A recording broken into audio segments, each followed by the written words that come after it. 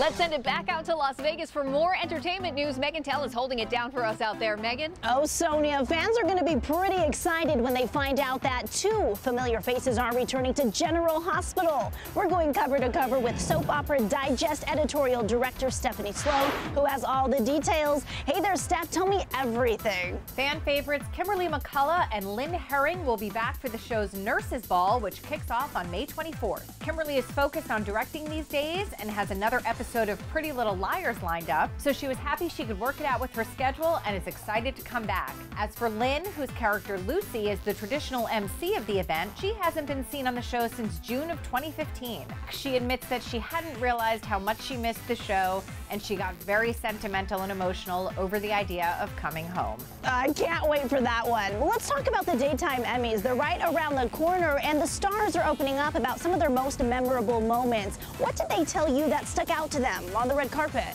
Bold and Beautiful Scott Clifton and GH's Rebecca Herbst both recall the year that animal expert Jack Hanna was there and was holding a giant alligator about a foot away from them.